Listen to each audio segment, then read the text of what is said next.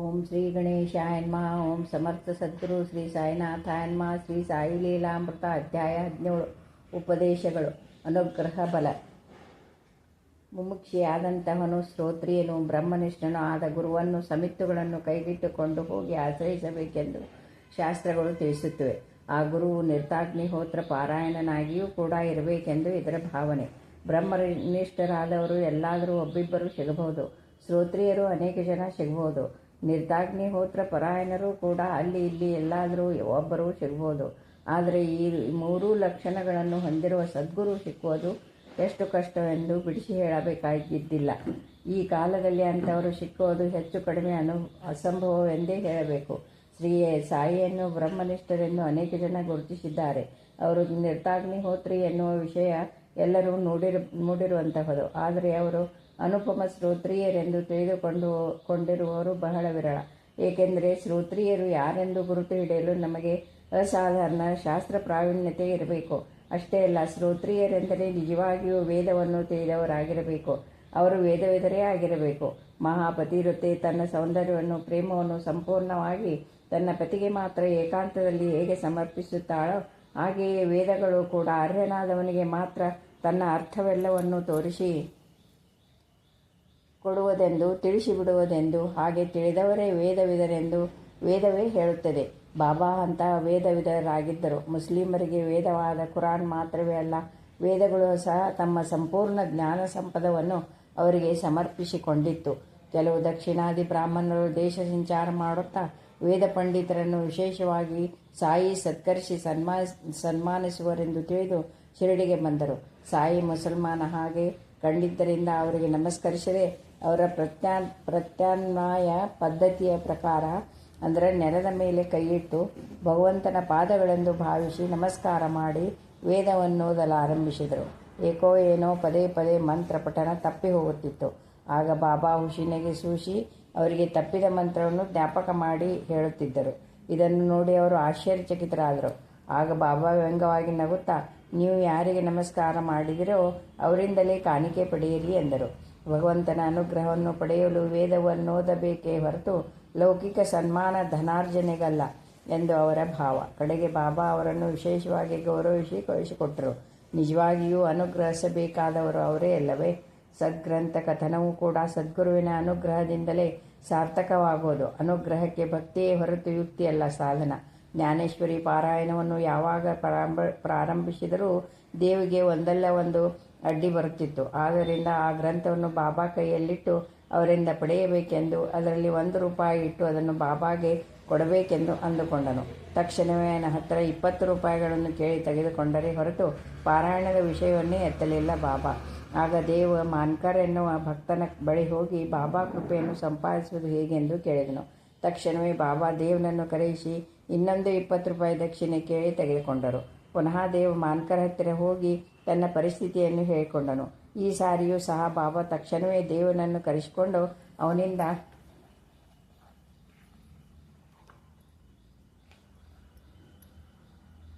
25 ರೂಪಾಯಿ ಕೇಳಿ ಕಿತ್ತುಕೊಂಡರು. ಕೋಪದಿಂದ, ನೀನು ಮಸೀದಿಯಲ್ಲೇ ಕುಳಿತರು, ನನ್ನ ಹರಕು ಚಿಂದಿ ಬುಟ್ಟಿಯನ್ನೇಕೆ ಕದಿಯುತ್ತೀಯ? ತಲೆ ಬೆಳ್ಳಗಾದರೂ ಈ ಕೆಲಸ ಬಿಡಲಲ್ಲೆಯ? ಮಚ್ಚಿನಿಂದ ಕತ್ತರಿಸುವ ಜೋಕೆ ಎಂದು ಕೂಗಾಡಿದರು. ಅವನಿಗೇನೂ ಅರ್ಥವಾಗಲಿಲ್ಲ. ಅದೇ ಮಧ್ಯಾಹ್ನ ದೇವನನ್ನು ಪ್ರೇಮದಿಂದ ಮಾತನಾಡಿಸಿ, ಚಿಂದಿ ಬಟ್ಟೆ ವಿಷಯ ಮಾತನಾಡಿ ನಿನ್ನ ಮನ ನೋಯಿಸಿದ್ದೇನೆ. ಕಳ್ಳತನ ಮಾಡಿದರೆ ಒಪ್ಪಿಕೊಳ್ಳಲೇಬೇಕು ಅಲ್ಲವೇ? ಏನು ಮಾಡುವುದು? ದೇವರೇ ಸಾಕ್ಷಿ ಎಂದು ಪುನಃ 12 ರೂಪಾಯಿ ದಕ್ಷಿಣೆ ಪಡೆದರು. ನೀನು ಪ್ರತಿದಿನವೂ ವಾಡಾದಲ್ಲಿ ಜ್ಞಾನೇಶ್ವರಿ ಪಾರಾಯಣ ಮಾಡು. ನಿನಗೊಂದು ಒಳ್ಳೆಯ ಶಾಲೆಯನ್ನು ಹೊದಿಸಬೇಕೆಂದಿದ್ದೇನೆ. ಚಿಂದಿ ಬಟ್ಟೆಯ ಅಪಹರಣ ವೇದಕ್ಕೆ ಎಂದರು. ಈ ಸಾರಿ ದೇವಿಗೆ ಪಾರಾಯಣ ಸುನಾಯಾಸವಾಗಿ ಸಾಗಿತು. ಆತ ಭಕ್ತಿಯಿಂದ ಸದ್ಗ್ರಂಥ ಪಠಣದ ಮುಖಾಂತರ ಸಾಯಿ ಅನುಗ್ರಹ ಪಡೆಯಬೇಕೇ ಹೊರತು ಅವರಿವರನ್ನು ಆಶ್ರಯಿಸಬಾರದೆಂದು ಸಾಯಿಯ ಮನೋಭಾವ. ಸಾಮಾನ್ಯರ ಹಿತಬೋಧೆ ಚಿಂದಿ ಬಟ್ಟೆಯ ಸಮಾನ. ಸದ್ಗುರು ಕೊಡುವುದು ಝರಿ ಸಾಲು. ಅದನ್ನು ಹೊಂದಬೇಕಾದರೆ ಅದು ಇರುವವನಿಂದ ತಾನೇ ಪಡೆಯಲು ಸಾಧ್ಯ. ಅವರವರ ಸಂಸ್ಕಾರಕ್ಕೆ ತಕ್ಕಂತೆ ಅವರವರಿಗೆ ಉಪದೇಶ ಮಾಡುವುದೇ ಸದ್ಗುರುವಿನ ಒಂದು ವೈಶಿಷ್ಟ್ಯ.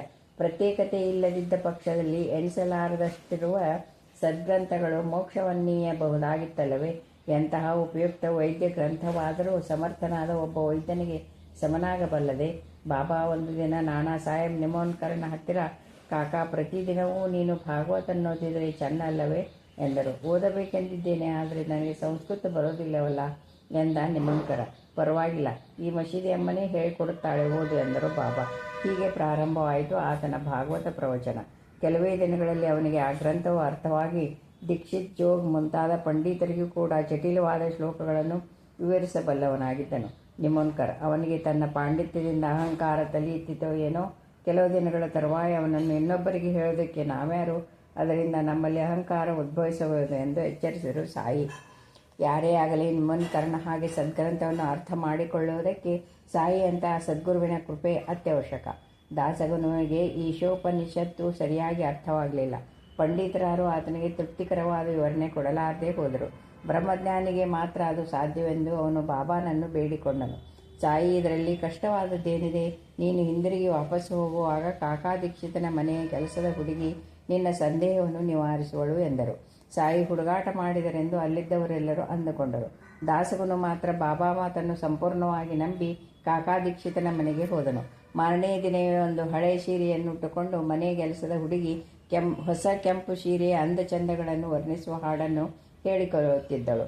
ದಾಸಗನುವಿಗೆ ಅಯ್ಯೋ ಎನಿಸಿ ಅವಳಿಗೆ ಒಂದು ಹೊಸ ಸೀರೆಯನ್ನು ಕೊಡಿಸಿದನು. ಮಾರನೇ ದಿವಸ ಆ ಹುಡುಗಿ ಹೊಸ ಸೀರೆಯನ್ನು ಮನೆಯಲ್ಲಿ ಭದ್ರವಾಗಿಟ್ಟು ಹಳೆ ಸೀರೆಯನ್ನುಟ್ಟುಕೊಂಡು ಕೆಲಸಕ್ಕೆ ಬಂದಳು. ಆದರೆ ಅವಳ ಮುಖ ಸಂತೋಷವನ್ನು ಸಾರುತ್ತಿತ್ತು. ಆ ಸನ್ನಿವೇಶದಲ್ಲಿ ಈಶೋಪನಿಷತ್ತಿನ ಸಾರಾಂಶ ದಾಸಗನುವಿನ ಮನಸ್ಸಿಗೆ ಹೀಗೆ ಹೊಳಿತು. ಸುಖ ದುಃಖಗಳು ಮನೋಕಲ್ಪಿತವಾದವು, ಸರ್ವವು ಈಶ್ವರಮಯ ಮತ್ತು ಅವನ ಪ್ರಸಾದವೆಂದು ಗ್ರಹಿಸಿದವನು ಯಾವ ಪರಿಸ್ಥಿತಿಯಲ್ಲಾದರೂ ಆನಂದಭರಿತನಾಗಿರುತ್ತಾನೆ. ಬಾಬಾ ತಮ್ಮನ್ನು ಸೇವಿಸುವವರಿಗೆ ಸಾಧನೆಯಲ್ಲಿ ಸೂಕ್ತ ಸೂಚನೆಗಳನ್ನು ಕೊಡುತ್ತಿದ್ದರು.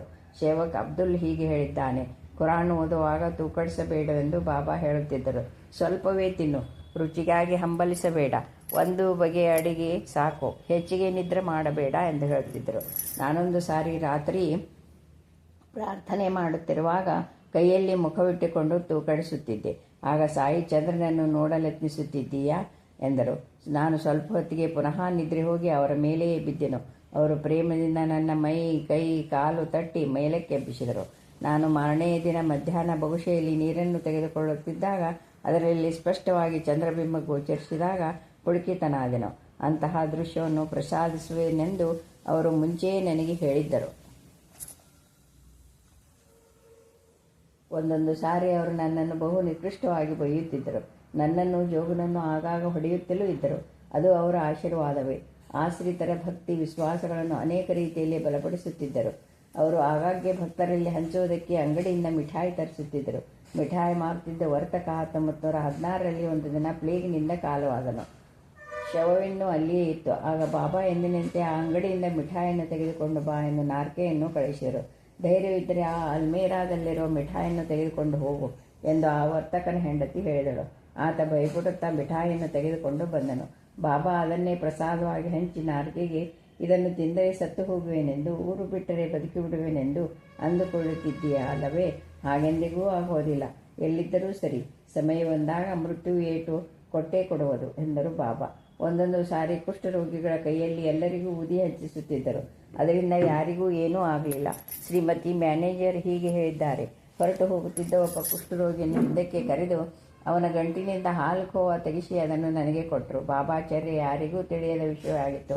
ಆದರೆ ಸಾಯಿ ನನ್ನ ಅಸಹ್ಯ ಪಡುವ ಪ್ರವೃತ್ತಿಯನ್ನು ನೋಡಿ ನನಗೆ ನಮ್ರತೆ, ಸಹನೆ, ಸೋದರ ಭಾವ ಇವುಗಳನ್ನು ಕಲಿಸುತ್ತಿದ್ದಾರೆಂದು ನನಗೆ ಗೊತ್ತು.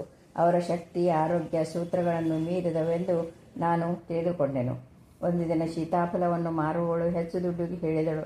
ಸಾಯಿ ಬಹಳ ಹೊತ್ತು ಚೌಕಾಶಿ ಮಾಡಿ 10 ಆನೆಗೆ 6 ಹಣ್ಣುಗಳನ್ನು ಕೊಂಡರು. ಇಷ್ಟರಲ್ಲಿ ಇನ್ನೊಬ್ಬಳು ಅದೇ ತರಹ ಹಣ್ಣನ್ನು ತಂದಳು. ಅವಳ ಹತ್ತಿರ 6 ಆನೆಗೆ 10 ಹಣ್ಣಿನಂತೆ ವ್ಯಾಪಾರ ಮಾಡಿದರು ಬಾಬಾ. ಅವಳು ತಕ್ಷಣವೇ ಅದಕ್ಕೆ ಒಪ್ಪಿಕೊಂಡಳು.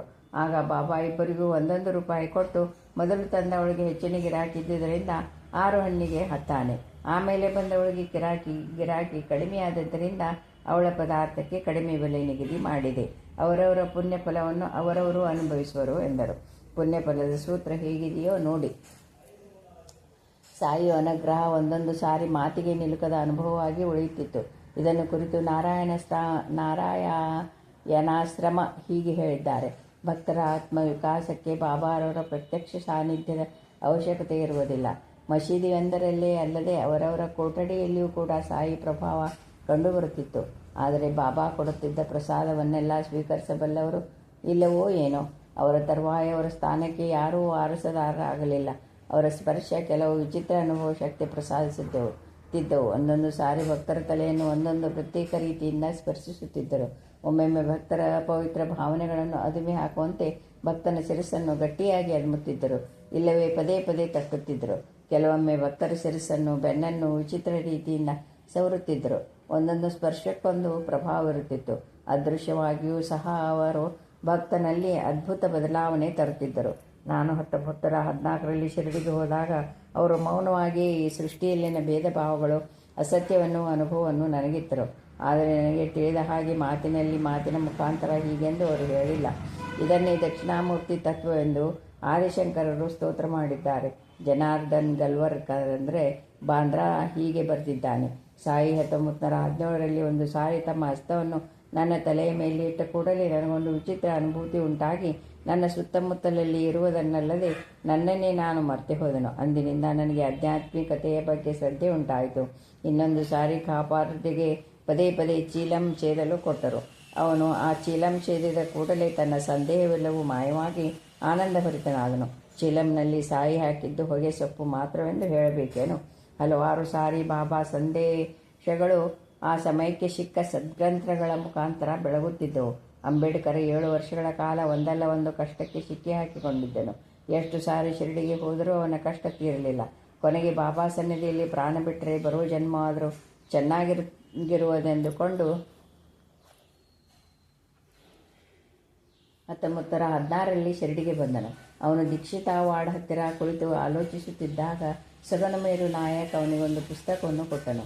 ಅದನ್ನು ತೆಗೆದ ಕೂಡಲೇ ಅಲ್ಲಿ ಕಂಡ ಸನ್ನಿವೇಶ ಇದು: ಅಕ್ಕಲಕೋಟೆ ಸ್ವಾಮಿಯ ಭಕ್ತನೊಬ್ಬ ತನ್ನ ಕಷ್ಟ ಪರಂಪರೆಯನ್ನು ಸಹಿಸಲಾರದೆ ಬಾವಿಯೊಳಕ್ಕೆ ಧುಮುಕಿದನು. ಸ್ವಾಮಿ ಕೂಡಲೇ ಅವನನ್ನು ರಕ್ಷಿಸಿ ಕರ್ಮಫಲವನ್ನು ಅನುಭವಿಸದೆ ಬೇರೆ ಮಾರ್ಗವಿಲ್ಲ. ಹಾಗೆ ತಪ್ಪಿಸಿಕೊಂಡರೆ ಪುನಃ ಜನ್ಮ ಎತ್ತಿ ಅದನ್ನು ಅನುಭವಿಸಲೇಬೇಕಾಗುವುದು. ಅದರ ಜೊತೆಗೆ ಆತ್ಮಹತ್ಯೆಯ ಪಾಪವೂ ಸೇರಿರುತ್ತದೆ. ಅದಕ್ಕಿಂತ ಒಂದೇ ಸಾರಿ ಬಂದದ್ದನ್ನು ಅನುಭವಿಸುವುದು ಒಳ್ಳೆಯದೇ ಎಂದರು. ಅಂಬೇಡ್ಕರ್ ಆನಂತರ ಮಸೀದಿಗೆ ಹೋದರೆ ನೀನು ಅಕ್ಕಲಕೋಟೆ ಸ್ವಾಮಿ ಹೇಳಿದ್ದನ್ನು ಅನುಸರಿಸು ಎಂದು ಬಾಬಾ ಹೇಳಿದರು. ಇನ್ನೊಂದು ಸನ್ನಿವೇಶದಲ್ಲಿ ಪರಮಹಂಸನ ಲಕ್ಷಣಗಳನ್ನು ಸಾಯಿ ವಿವರಿಸಿ ಹೇಳಿದರೆ ಚೆನ್ನಾಗಿರುವುದೆಂದುಕೊಂಡ ಶ್ಯಾಮ.